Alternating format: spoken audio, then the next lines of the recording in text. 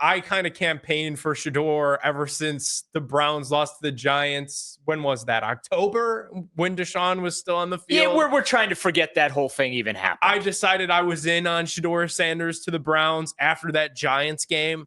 And then the fact that he ended up not being the number 2 overall pick, not being the number 33 overall pick, but eventually the number 144 overall pick to the Browns and picked the number 12. I was like, all right, I've been campaigning for this guy for months.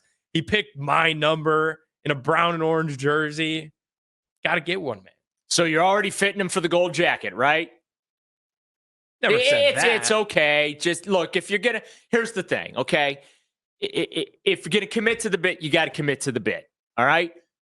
You're Kevin Stefanski Jr. Gold jacket, though. I would rather, like, if we're going to set expectations at gold jacket.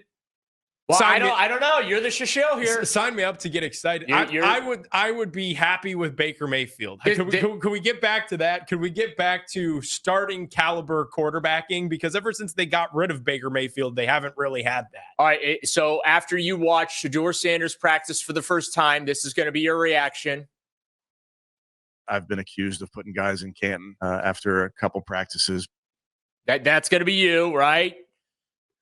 I don't know. You're just gonna be in awe. You're just gonna be like, oh, Shedeur is just so good. Daryl, I'm along for the ride. I will say I do think when you look at all 4 of these quarterbacks, I think he's probably the one that you could view as a little bit of a lottery ticket, right? That if he works, it's a lot better than if the rest of them work. Like, think about it. If Joe Flacco works and he starts week 1 and he pops, okay, that's cool. The issue with him is you can't sign him to a 5-year contract because in 5 years, he's going to be eligible for, to take out his 401k is going to be able to be cashed. I thought you were going to say he was right for his golden Buckeye card. Then with like Kenny Pickett, say he has a good year, like it starts week 1, has a good year. Like, are you really going to commit $20 to $25 million to him annually? I don't think so. Dylan Gabriel popping, like that's the furthest thing from reality in my mind. Like, I just can't envision a world where I can envision a world where Dylan Gabriel starts week 1 for the Cleveland Browns because this is the Cleveland Browns that we're talking about.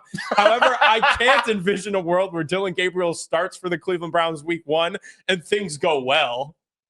Well, here's the thing. I'm really gonna make you mad today. Because I think there's a better chance that Dylan Gabriel starts week 1 than Shedeur Sanders. Well, for sure. I agree with that. I don't think that doesn't make me mad. Wait a minute here. The junior Shishil is thinking logically? Well, I think that that's not allowed on this station. We're not allowed to do that here. I think that school of thought is crazy. I think if Dylan Gabriel does start week 1 over Shedeur Sanders, it's probably crazy. And that's unless he lights up training camp and is far and away better than the other 3 guys and lights up the preseason and is far and away better than the 3 guys in the room, competing against them. I just can't see a real conceivable world where that's the case.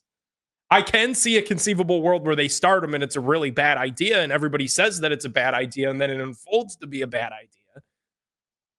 Yeah, I don't see right now either of these rookies starting week 1 based on, there's a caveat here, based on a situation within team control. And what I mean by that is that circumstances don't force them into that. Right. Because here's the thing.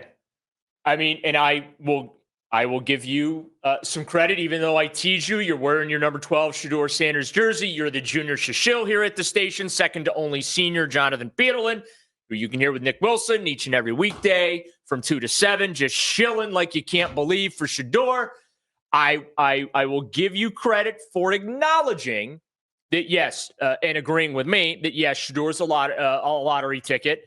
They took him on a whim. They had no plans to draft him whatsoever. We said that ad nauseum on this show, and I have said that when I've been on various other shows here on the station. But Dylan Gabriel's kind of the same way. He's a 3rd-round pick.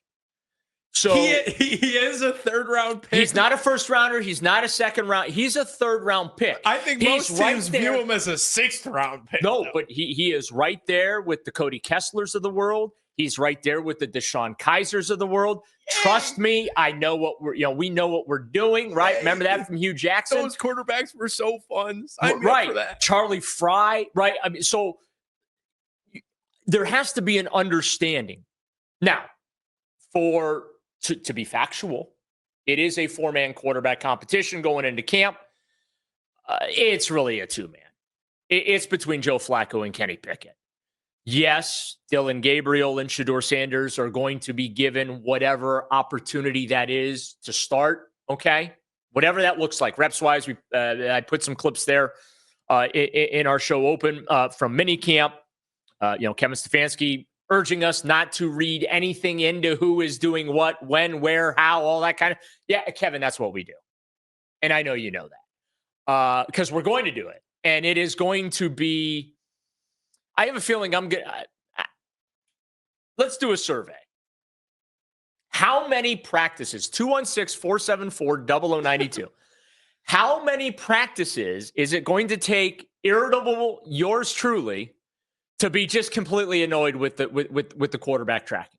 How many training camp practices am I getting through in the next, I don't know, 72 hours? Well, no, I mean, we're not out there till Wednesday. So starting Wednesday, do I survive 1 practice, 2 practices, 3, 4, 5? How many practices do I survive before I am just completely out on the whole quarterback competition What thing? are we setting the line at here? Like 1.5 practices over under is the line for you to get mad about it. I'll set the line at even under that.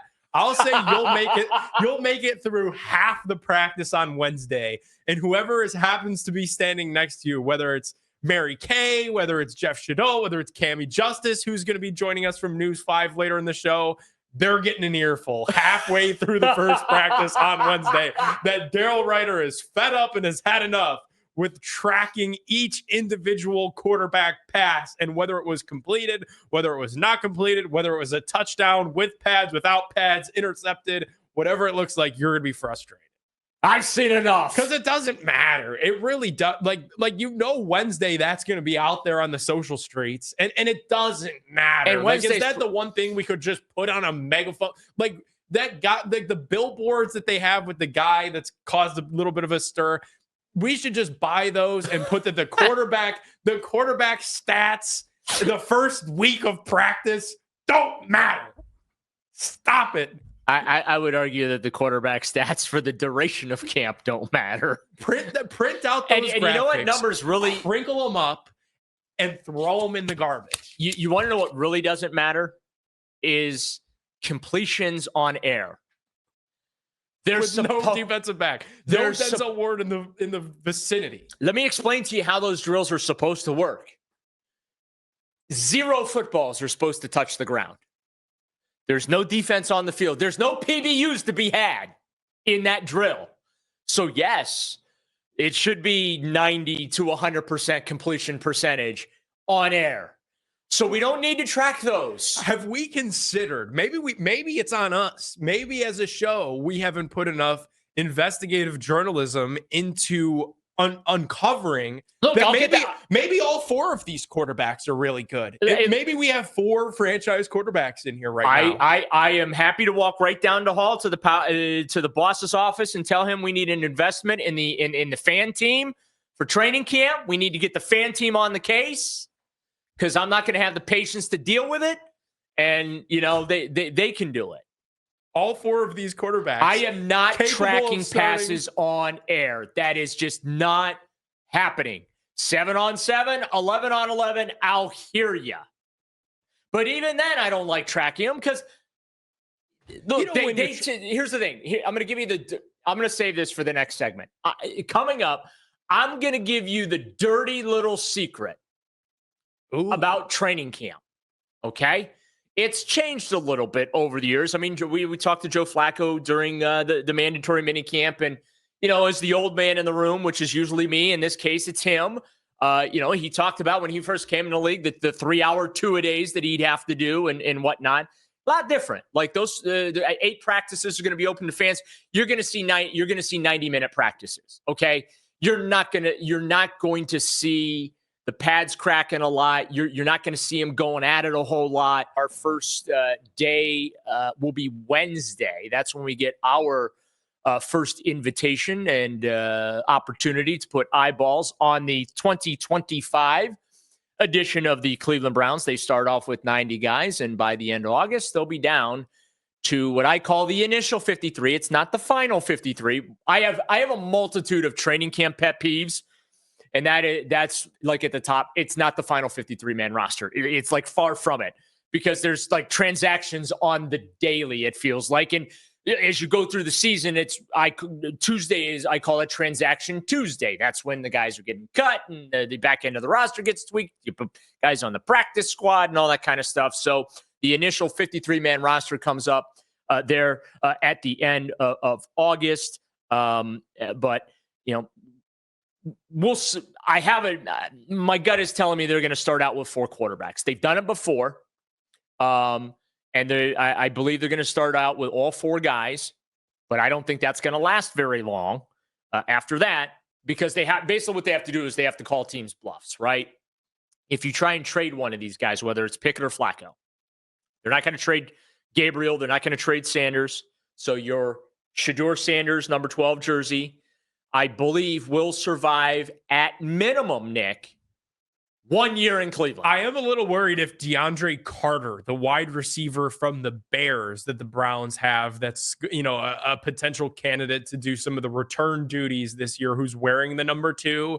I'm a little bit worried if he gets cut, does Shedeur flip for week 1 into number 2 and hang up the number 12? Okay, so I would say keep the number 12. I'm going to solve your. I already have the solve for your problem. See, I'm about solutions. For the volume of complaining that I do, and believe me, it's a lot. Ask anyone. I have a solution for you. Okay. I'm gonna get a can of Seal Brown spray paint. I knew you were gonna say that, and we're just gonna paint out the ones. Yeah. Problem solved. Now the 2's gonna be a little off center, but who cares? Or I could just say I'm an OG Shedeur supporter. I got this back when he was. No, not you're an OG Shedeur shill. It's not supporter. You work at 92.3 The Fan. You need to understand the lingo. Do you not listen to Afternoon Drive? I was on Afternoon Drive. Okay. All right. Don't let Nick Wilson and Jonathan Peterlin hear that you can't get the vocabulary correct. It's shill. You are the junior shill here at the station. I also like know your role. As a youngster coming up in the business, I can't impress this upon you enough, Nick. Know your role. When I filled in, and we'll have a conversation later in the show that might be more of a conversation. Oh, I see what you did there. I see what you did there. We've got a conversation coming. I just want to know, so when you're in with Peterlin, is it just like a 5-hour Shedeur love fest? Well, the first time I was in with JP, it was before the draft. Were you guys taking turns wiping the drool off your mouths? Yeah, it was 5 straight hours of Shedeur. That was pre-draft too. So maybe 216-474-0092, the people out there could call in and thank myself and Jonathan Peterlin for getting Shedeur in Cleveland. So you actually think that you influenced? We were pushing the envelope. The decision-making process in Berea. We were moving the needle. We decided as a collective that we've got 5 hours. They're going to lock us in a room by ourselves to peddle that narrative and to peddle that agenda. Well, I mean, I'm the one that said in 2015 and 2016 that the Browns should build a dome on the old Ford plant site in Brook Park. There you go. While here we are in 2025, guess what the Browns are going to do? And how many jobs that opening? 200 some jobs, that or 2,000 that's going to take to build that thing. You are very welcome, Northeast Ohio. No kidding. Line up. The line starts here to thank Daryl Ryder for that thing to get built. Yeah, not many people want to thank me. And then this week I was with Nick, and then the thing about Nick though is I think he's also excited. I think Jonathan's kind of gotten it into his brain to get up for this, get excited for this. Like Shedeur Sanders could be your lottery ticket out of the hell that the Browns created for themselves with the Deshaun Watson trade. Like Shedeur Sanders, if he pops as a 5th round quarterback, could really become your Brock Purdy. You've got those 2 premium 1st round picks next year. At least we're all expecting them to be really good 1st round picks. Like, maybe you're not in the Arch Manning, Drew Aller, Lenora Sellers sweepstakes. Like, maybe you're looking at getting Shedeur a serious wide receiver to pair with Jerry Jeudy, maybe a bona fide left tackle. You could send Dewan back out to the right side and buckle up. Let's go. Like, I think that's why I'm so excited for Shedeur. I think that's why I've seen a lot of Shedeur excitement this week is, hey, maybe this kid is the easy passing of the baton to get us away from how bad this Deshaun Watson thing has been. And don't we deserve that? Like, as a collective, as a fan base, like, don't we deserve to have a little bit of fun, to put our wrist up, to watch some Twitch streams with Shedeur on it? Like, this last I'm not interested in Twitch streams with Shedeur on it. I'm not interested in Shedeur Sanders handing out buckets of KFC, which, by the way, really cool. Like, and the work he did, the apartment explosion that occurred. Yeah, really cool. Going to schools. When have you seen, let me ask you this, as somebody that's covered the team for decades, when have you seen a rookie that quarterback? Old. Watch yourself, youngling. Youngling, yeah. When have you seen a young quarterback on his rookie deal, yet let alone a young 5th round quarterback with his sort of celebrity? There hasn't really ever been one, but to be able to give back to the community as much as he has in such a short amount of time, the apartment, thing he's doing it right. And he was able to rally like 15 to 20 small local Cleveland businesses that were able to also chip in and support that initiative. Like, this kid has some serious motion in the streets and in the community. He hasn't even had an actual practice yet with the team prior to him doing all of this stuff. Like, if he pans out, we're talking about a fan favorite from Jump Street, from day one. But he's got to get the football part right. Like, that is just so critical. And again, I'm not trying to diminish or downplay the great work that he has done community-wise here since he was drafted. It's been outstanding. He's gotten it right. Just take your foot off the gas pedal.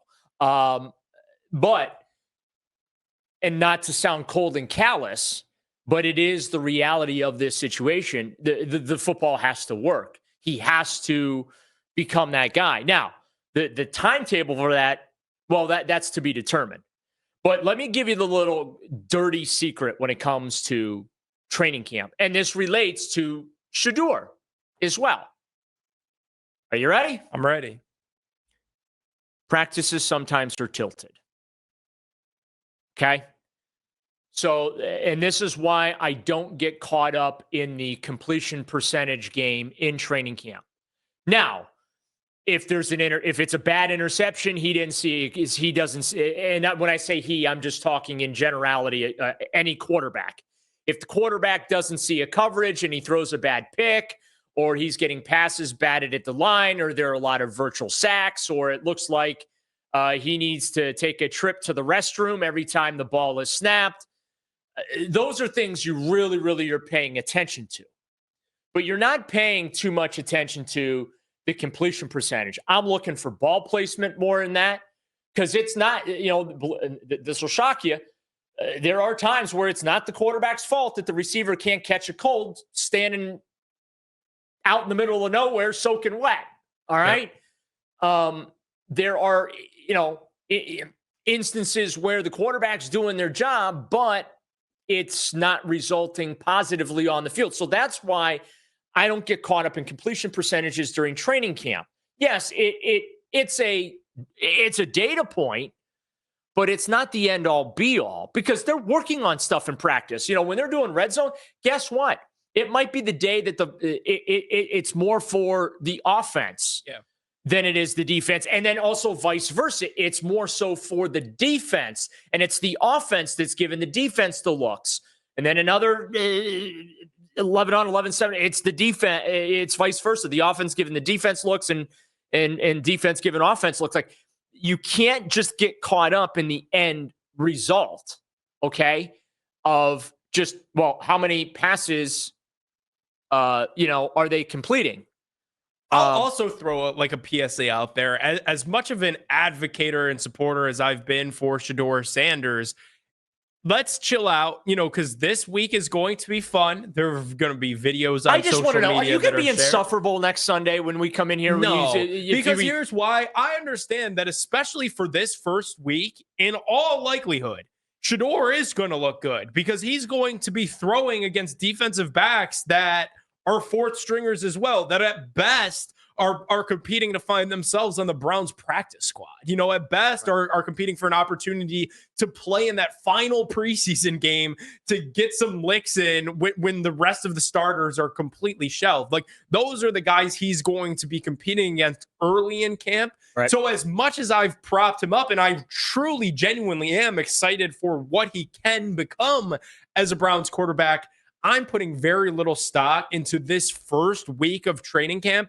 To me, I'm not getting truly excited about any of this until like preseason game 1. See, that's when I think it's fair to start charting pass completions, because week 1, the preseason week 1 is when the league is doing it. Right. That's when you could Google the stats that actually matter a little bit in game action, in real, right. Against a jersey that's not brown and orange is when I'll start to care about how these guys look. Yeah, I mean, what I when I really start to hone in, it's when they put the pads on.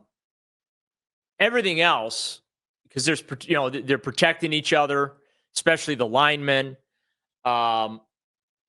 You're trying not to be too physical in those practices when you're not wearing the pads. It's when they get the pads on. That's when the rubber starts meeting the road, and you really can start, okay, this is, especially the linemen, right? Because we had some instances during the mandatory minicamp where there were a couple of guys, defensive ends, that were like, whoa, hey, where'd that guy come from? Right. And he's looking really, really good. Yeah, they're looking really, really good without pads on. So that's when I really start to hone in on, okay, things are starting to come into focus a little bit, is when they put the pads on.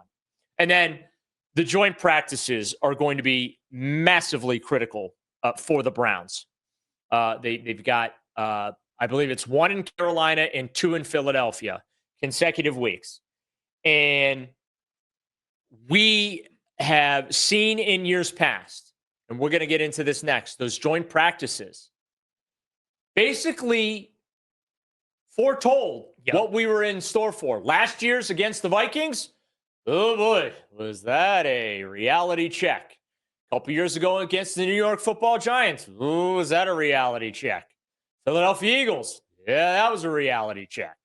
So, but it gets real, as I like to say in training camp, when they put the pads on. I think they're going to keep 4 on the initial 53-man roster, but I do think somebody's getting voted off the island the following day. I agree with Cam. I think they're probably trying to evaluate who is going to get voted off the island. Like, I think in a dream world, before that initial 53 even drops, they would like to do what they've done in the past when they were able to trade Josh Dobbs away for a pick. I think they'd love to do that. If it were Flacco, if it were Pickett, trade the guy that they feel like is spare parts to get an actual draft pick back. I think they would like to do that because it would make assembling the rest of the roster a whole lot easier. If you've only got 3 QBs on your active roster instead of 4, you're going to be robbing Peter to pay Paul at some point. If they do keep all 4, that's 1 less special teams linebacker. That's right. 1 less defensive back, that you're robbing a roster spot from. But can we have an honest conversation about that for a minute, though? I don't think it really matters for a team that's like in the state of affairs that the Browns are at. Like, I think you could start to care about the last corner, the last linebacker on your roster if you're a really good team and that linebacker could make a big play on special teams that could get you that much closer to the postseason. But for where the Browns are at right now, like, I think you could afford to have a little bit of weirdness with your roster and carry all 4 quarterbacks, especially because you're trying to figure out if any of these 3 young guys could prevent you from drafting a QB next year. Yeah, right? Yeah, and this is, I feel like the 2 first-round draft picks next year are the ace up the sleeve for the Browns, because they don't have to fail their way. Like, let's say we get through this year and it's still apparent they don't have a franchise quarter. I'm sorry, I know you're wearing the number 12 Shedeur Sanders jersey. I get it. Junior Shashill over here, all right? But if they determine we don't have the guy in the building, right? They don't have to fail their way into that. Right. They don't have to aim for the number 1 pick. They've got 2 first-round picks. I could care less if they traded their 2026 first round or 2 to get the number 1 pick to go ahead and draft the best quarterback in the class to be the guy, right? And then the pressure cooker is on for that kid to come in and be the guy and become the franchise quarterback, which it's infinitely harder to do here in Cleveland than apparently the other 31 NFL franchises around the league. All that being said, what if they do stumble into the guy, right? Then it's full steam ahead, right? Then it's if you stumble into the guy, and that's why I would like them almost to keep all 4 to start the season with Flacco, who's the responsible adult in the room veteran that's won games before off his couch, no rust needed to be shaken. And then you see what you have in the 3 youngsters throughout the regular season to see if Shedeur Sanders can prevent you from using those 2 first-round picks on a quarterback next year. Because that's where things get fun, man. Like, remember, and we had to sit through a lot of pain and suffering through 1-31. But when they finally got Baker Mayfield in the building, it was like, okay, let's go. They were able to sign Jarvis Landry to kind of a bigger money deal than what Jarvis was going to get after. Because that's the formula. Get a bona fide free safety in Demarius Randall. Like, that offseason was a lot of fun, and you were able to have a pretty quick turnaround because you had a young rookie quarterback that you had a lot of faith in. That's the formula, though. Rookie, or I should say quarterback on rookie contract, spend all your money around him. Open up your window. Now, the Kansas City Chiefs, it worked brilliantly for them. They obviously been not only able to re-sign Patrick Mahomes to that massive contract, but they're able to remain Super Bowl contenders going forward. But that's the formula. You're seeing it in Washington with the Commanders right now. We saw that in Buffalo with the Bills. We've seen it in Cincinnati with Joe Burrow, right? The Ravens tried to do it with Lamar Jackson. Like, that seems to be the formula is you open up a 3 to 4 year window, I should say, with your rookie quarterback to become a Super Bowl contender before you have to then really pay them, assuming that guy becomes elite and one of the best in the game, so that then you can be a perennial contender. But your money is freed up. Now, I don't know if the Browns right now, like, the Browns desperately need it because they've got Deshaun Watson on the books. Right. They still owe him money. They still owe him a ton of salary cap allotment money, okay? Which obviously, and folks tend to forget, cash owed is a lot different than salary cap, okay? Cash payroll is different than salary cap computation, but they owe a ton. They have a tremendous amount of liability, cap liability, I should say, when it comes to Deshaun Watson and what's left on that contract. So it's even more imperative, that, look, they're not paying Joe Flacco a lot of money. They're not paying Kenny Pickett a lot of money, right? They already declined the 5th-year option on Pickett's contract. They're not going to pay that dude $20 million next year. And that's nothing against Kenny Pickett. That's just smart football sense. Right now, looking at the situation where they're at, it makes no sense to even contemplate paying Kenny Pickett that kind of money.